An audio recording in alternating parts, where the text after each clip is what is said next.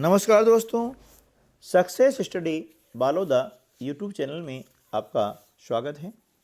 Bridge course के अंतर्गत आज हम पढ़ेंगे कक्षा 6 विषय इंग्लिश के अंतर्गत लर्निंग आउटकम E505।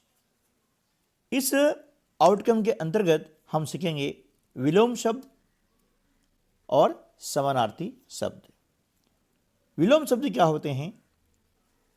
जिनके अर्थ एकदम विपरीत होते हैं। विरुद्धार्थी शब्द जिसे कहते हैं हिंदी में, विपरीतार्थी शब्द कहते हैं, और साधारण बोलचाली भाषा में या समझने के लिए बोलते हैं उल्टे अर्थ वाले शब्द। जैसे उदाहरण के लिए दिन, दिन का रात, है ना, ये एक दूसरे के विलोम कहलाते हैं।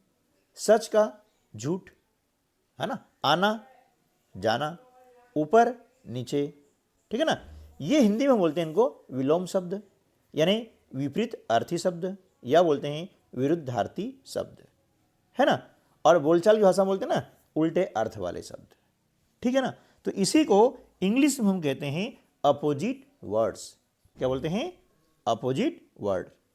दूसरा आपने हिंदी में पढ़ा होगा पर्यायवाची शब्द, यानी समानार्थी शब्द जिनके अर्थ समान होते हैं, है ना। जैसे आपने पढ़ा होगा दिन का रवि, है ना, सूर्य का, सॉरी, है ना, सूर्य का रवि, भानु भास्कर, दिन का वासर दिवस, है ना, ये अपने से पढ़े होंगे, रात का रात्रि निशा, ठीक है ना। ये इनके क्या हो गए हैं? समानार्थी शब्द हो गए हैं, पर्यायवाची शब्द हो गए हैं। इसी प्रकार से इंग्लिश में जो होते हैं उन्हें बोलते हैं सिनोनिम्स। क्या बोलते हैं?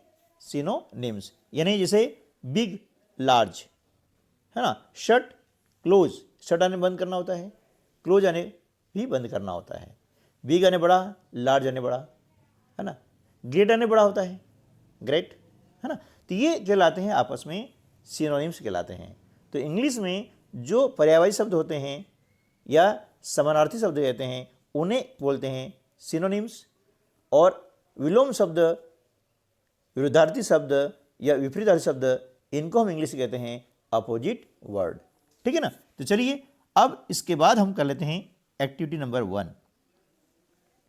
आप देख रहे हैं कि यहाँ पर एक एप्पल का आपको एक दिया गया है चित्र, और इसके अंतर्गत कुछ आपको दिए गए हैं शब्द, ठीक है ना।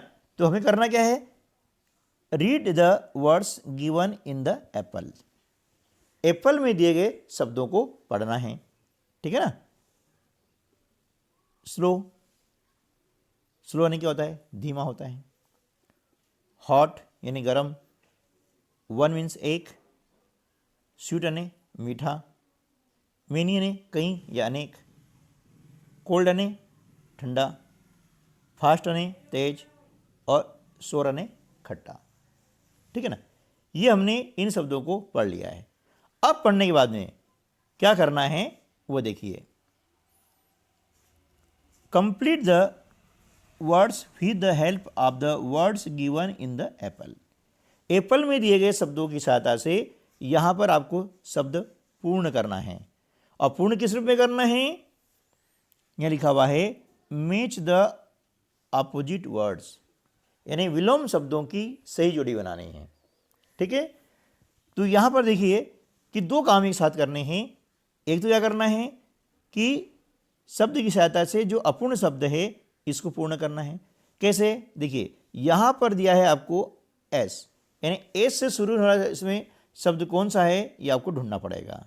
ये देखिए, तो हम देख रहे हैं एस से शुरू होने वाला शब्द क्या है? स्लो, SLOW, ठीक है ना। तो हमने क्या लिख दिया? SLOW, slow. अब स्लो हो गया, फिर इसके बाद में फिर इनको पूर्ण करना है। पूर्ण करने के बाद में नीचे इसके हम क्या करेंगे? अपोजिट वर्ड्स की जुड़ी बनाएंगे, ठीक है ना। स्लो हो गया। फिर यह लिखा है एम, तो देखना है कि एम से शुरू होने वाला वर्ड कौन सा है? मेनी। तो हमने यहाँ पर इसको देख के लिख दिया मेनी, MANY, ठीक है ना। इसी प्रकार से ये वो, अब देखें कि ओ से शुरू होने वाला शब्द कौन सा है? वन, तो हमने लिख दिया ONE, वन, ठीक है ना। और इसी प्रकार से लिखा है एफ, यानी हम देखेंगे एफ से शुरू होने वाला शब्द है फास्ट, हमने यहाँ लिख दिया FAST फास्ट। ठीक है ना, इस प्रकार से हमें पूर्ण करना था, हमने कर दिया। ये हो गया स्वीट, हॉट, कोल्ड और सोर। ठीक है ना। अब इसके बाद में क्या करना है कि मैच द अपोजिट वर्ड्स। अब इसी में से अब लिख दिया ना मैंने, अब लिखने के बाद में हम क्या करेंगे, इनके अपोजिट से मैच करेंगे। जैसे स्लो, अब स्लो का अपोजिट हो जाएगा फास्ट, ऐसा। वन, वन का होगा मेनी, स्वीट का सोर और हॉट का कोल्ड। हॉट यानी गर्म, कोल्ड यानी ठंडा। ये हो गया विलोम शब्द, यानी अपोजिट वर्ड। तो इंग्लिश में आप याद रखें अपोजिट वर्ड।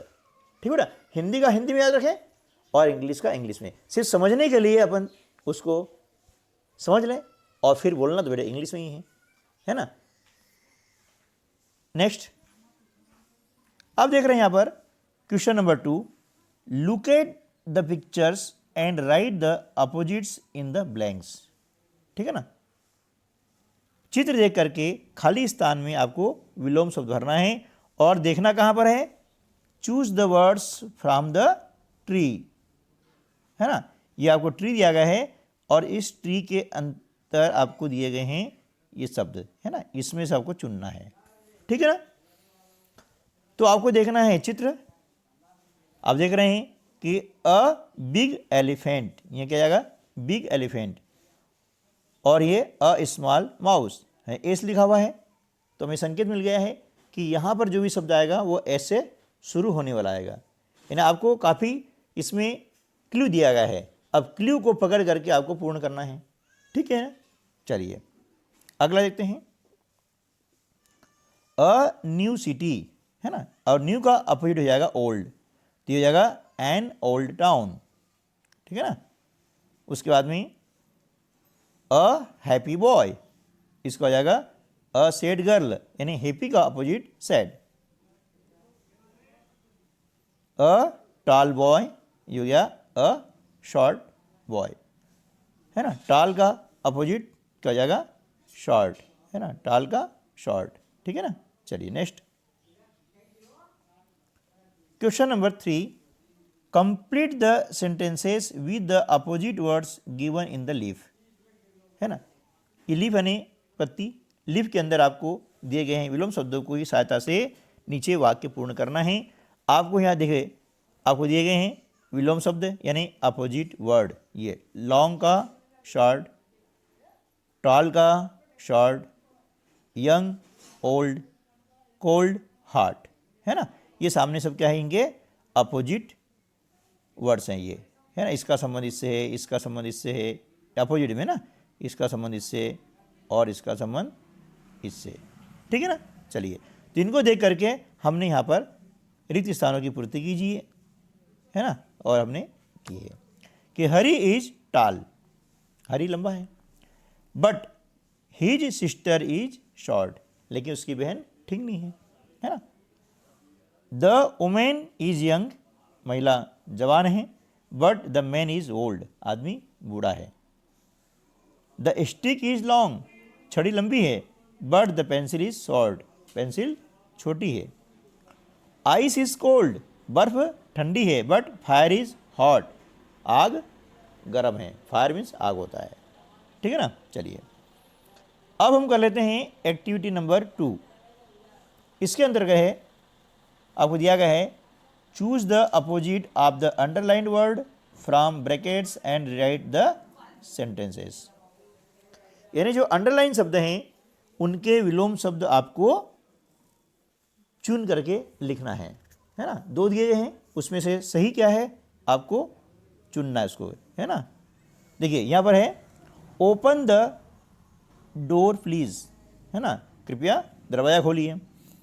अब आपको यह 2 शब्द दिए गए हैं कीप और क्लोज, इनमें से सही चुनना है और सेंटेंस को रीराइट करना है, फिर से लिखना है ना।